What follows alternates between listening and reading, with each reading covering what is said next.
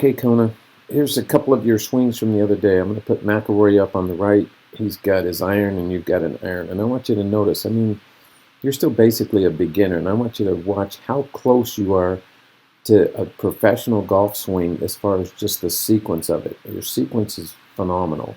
So we're going to go back. We're going to watch McElroy take it back to the top, and we're going to get him to stop right about there. The same thing with you. Take it back, rotate, and get to the top right about there. Look how similar those positions are that you've got there. I like that you're loading into that left leg. You got a dead straight left arm. You got the club in about the same position. He's going to drive in here into that front leg. Push through into that front leg.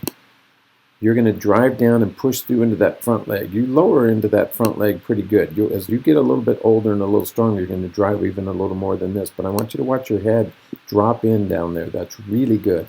And it's kind of rare, even for guys who've been playing golf a long time. So the next thing we're going to do with McElroy as far as sequence is we're going to take him down and we're going to try and stop him to where his glove hand is on his trail leg, right about right there. Somewhere in that position. Let me go back one more click. And I'm going to put you in the same position. I'm going to bring you down until, if you had a glove on, until your lead hand is on your trail leg, right about there. Take you back one more click too. And I want you to notice some things here, because this is unusual for somebody who's played as little golf as you have, and this is what's going to make you really, really good in a short period of time. You got a dead straight left arm, okay? McElroy's got a straight left arm. He's got a little bit of a bow in there, but he's got a pretty straight left arm. He's got a bent right elbow, which he should have at that point, and you've got a bent right elbow, which you should have at that point. And both of your elbows are pretty close together, better than mine and better than him at this point. I like the fact that your elbows get close together at this point. And here's the part that's probably the most important position. The club here for McElroy is horizontal to the ground, and so is yours. That means you're not throwing your hands early. You're not trying to whack the ball. You're just swinging the club. So very, very similar positions. Belt buckles are out. Knees kicking in here. You're getting that drive through here like he is. So all of that's really, really good. Then we're going to take him down to where he gets to impact. I'm going to take you down to where you get to impact, and you're going to see some similarities here. Let me clear off the lines. I want you to notice that you still got an angle to that club like this, just like he does. He's still got an angle coming into this club. That keeps the club face very, very square through the hit zone. You've still got a straight left arm and a bent right elbow at this point. It's incredibly good there. Then he's going to go through and release out in front of him, so the arms extend as he gets in front of him, and your arms extend as you get in front of you at the same time. Head still down, right on top of the golf ball. He swings all the way through to the finish. Hold his pose. You swing all the way through to your finish. Hold your pose. Very, very nice. For as little as instruction and practice as you've had at this point, your swing is better than about 90 to 95% of anyone who plays this game. And that's going to allow you to improve dramatically faster than guys who struggle with their sequence. So now let's look a little bit at your driver.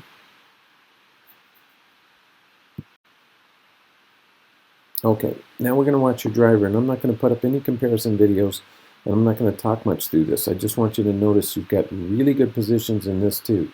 So you take it back, good extension here, big shoulder turn, and then you load up and fire hard with your hips through there. So you hit one out there with me that was somewhere between 200 and 250 yards. And for your age and size, that's an incredible distance you're going to get. You're going to get stronger and you're going to get faster. In another year, maybe 2 at the most, no way I can hit it to where you'll be able to hit it. You'll hit it farther than me because you move through the ball better from the ground up than I do. And remember, as we hit this drive, I'm going to go back and I'm going to watch you one more time. I don't mind you swinging pretty aggressively at this as long as you feel that speed start about right there. Right when you get in about this position, as you fire your hips through, watch you load your body and just fire there. Boom. I don't care if you swing at that really aggressively as long as it's that point of your swing.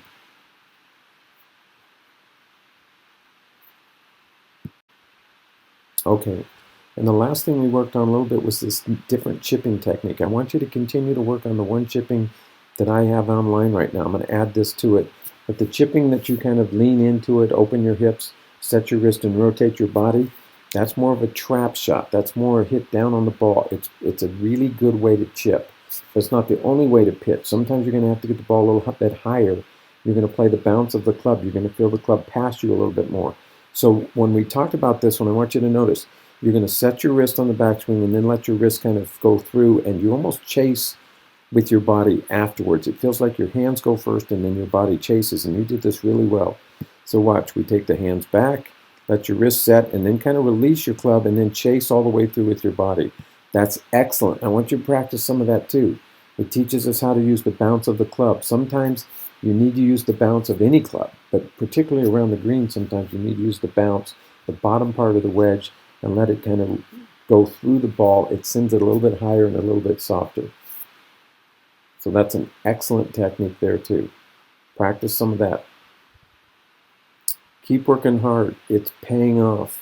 I'm seeing tremendous results from you at a very early stage in your training.